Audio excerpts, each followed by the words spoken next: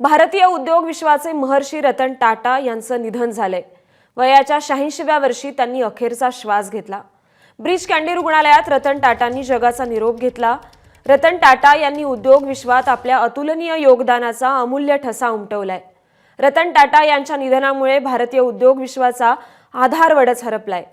परोपकारी स्वभाव, सामाजिक जाणीव यामुळे रतन टाटा हे सर्व स्तरातील लोकांसाठी एक आदर्श व्यक्तिमत्व होते। रतन टाटा यांचं पार्थिव कुलाब्यातील त्यांच्या राहत्या घरी रात्री आणलं गेलंय। रतन टाटा यांच्या पार्थिवावर सरकारी प्रोटोकॉलनुसार अंत्यसंस्कार करण्यात येणार आहेत।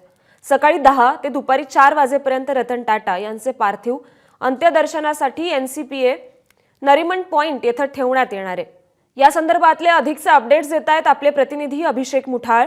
अभिषेक, श्रुती, सध्याला मी कुलाबा मधलं जे रतन टाटा यांचं निवासस्थान आहे तिथं आहे आणि रात्री 2 वाजताच्या सुमारास रतन टाटा यांचं पार्थिव जे आहे ते त्यांच्या घरी आणण्यात आलेलं आहे। ब्रीच कँडीमधनं जे कुलाबा मधलं त्यांचं निवासस्थान आहे इथं आणण्यात आलं आहे।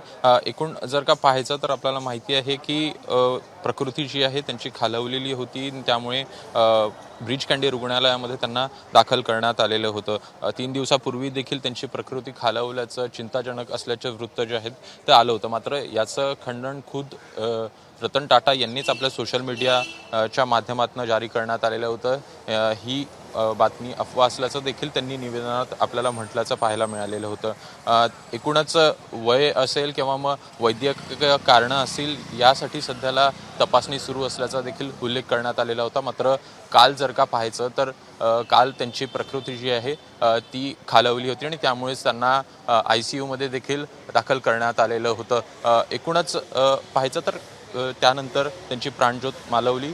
मुख्यमंत्री एकनाथ शिंदे असेल किंवा मग उपमुख्यमंत्री देवेंद्र फडणवीस असेल यांनी काल त्यांच्या पार्थिवाचं दर्शन घेतलं आणि त्यानंतर रात्री 2च्या सुमारास त्यांचं पार्थिव जे आहे ते इथल्या कुलाबा निवासस्थानी आणण्यात आलेलं आहे। जे इथनंच काही हाकेच्या अंतरावर NCPA आहे नरीमन पॉइंट तिथं त्यांचं पार्थिव ठेवण्यात येणार आहे अंतिम दर्शनासाठी। सकाळी 10 ते 4 या दरम्यान अनेक जण तिथं जे आपलं अंतिम दर्शन आहे ते तिथं घेऊ शकणार आणि त्यानंतर वरळी इथलं जे क्रिमिशन आहे तिथे अंतिम संस्कार पार पडताना आपल्याला पाहायला मिळणार आहे। एकूणच मोठी लेगसी जी आहे रतन टाटांची ती आपल्याला पाहायला मिळते आणि त्यामुळेच शिक्षण असेल, आरोग्य सेवा असेल, सोबतच प्राणी कल्याण असेल, अशा अनेक क्षेत्रांमध्ये त्यांचं काम आपल्याला पाहायला मिळतं। स्टार्टअप्स असेल, एंटरप्रेनरला मदत करणं असेल, हे देखील अनेक गोष्टी आपल्याला समोर येताना पाहायला मिळतात आणि त्यामुळेच रतन टाटा गेल्यानंतर अनेकांकडनं शोक जो आहे तो देखील व्यक्त करण्यात आलेला आहे। पंतप्रधान नरेंद्र मोदी यांनी देखील शोक व्यक्त केलेला आहे। सोबतच अनेक उद्योजक असतील, सिने सेलिब्रिटी असतील, अभिनेते अभिनेत्री असतील, राजकीय मंडळी असतील, या सगळ्यांकडनंच दुःख जे आहे ते व्यक्त करण्यात आलेलं आहे। श्रुती, अभिषेक, आता सामान्य जनांसाठी रतन टाटांचं हे पार्थिव अंत्यदर्शनासाठी अंत्यदर्शन केव्हा सुरू होणार आहे याचं? सध्याला पाहायचं तर कुलाबामधल्या निवासस्थानी त्यांचं पार्थिव हे ठेवण्यात आलेलं आहे। मात्र सकाळी 9:30 नंतर त्यांचं पार्थिव इथल्या त्यांच्या निवासस्थानावरनं जे NCPA national performing cultural art centre आहे तिथं हे नेण्यात येईल आणि तिथे अंतिम दर्शनासाठी त्यांचं पार्थिव जे आहे ते तिथं ठेवण्यात येणार आहे।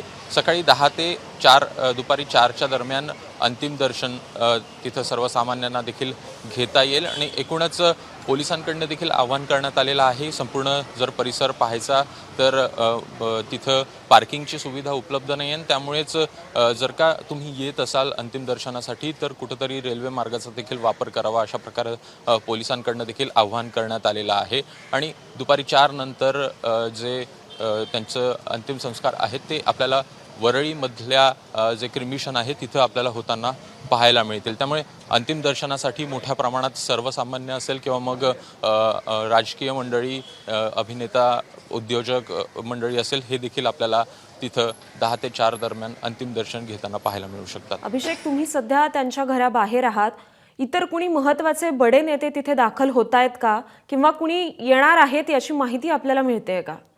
श्रुती, सध्याला तरी कोणी आत्ता आलेला नाही आहे. सकाळची वेळ आहे, साधारणपणे मध्यरात्री 2 वाजताच्या सुमारास त्यांचं पार्थिव हे आणण्यात आलेलं होतं. जे एकूणच त्यांची घरची मंडळी आहेत, त्यांचे 2 भाऊ आहेत, ते इथं त्यांचे इथं निवासस्थान आहे आणि ते इथं आपल्याला पाहायला मिळतात. घरी त्यांचं पार्थिव हे सध्याला ठेवण्यात आलेलं आहे. एकूणच कुटुंबासमवेत सध्याला आपल्याला हे पार्थिव ठेवण्यात आल्याचं पाहायला मिळतं आहे. त्यानंतर कुटुंबाकडनं हे अंतिम दर्शन आहे ते सध्याला इथं आपल्याला होताना पाहायला मिळतं आणि कुटुंबातलेच जे काही व्यक्ती असेल, मंडळी असेल, ती इथं आपल्याला दिसतं आहेत. त्यानंतर जे सकाळी 9:30च्या सुमारास त्यांचं पार्थिव हे NCPला नेण्यात येईल आणि मग तिकडे आपल्याला जे एकूणच राजकीय व्यक्ती असेल किंवा मग जे बडे उद्योजक किंवा इतर लोक असतील ते तिथं अंतिम दर्शन घेऊ शकणार. मात्र सध्याला जर का पाहायचं तर फक्त कुटुंबीय हे आपल्याला इथं पाहायला मिळतात आणि कुटुंबियाचाच नाच सध्याला इथं परवानगी आहे. श्रुती. तर आपल्याकडून अपडेट जाणून घेतच राहू अभिषेक. तुर्तास धन्यवाद आपण दिलेल्या या सविस्तर माहितीसाठी. ABP माझा, उघडा डोळे बघा नीट.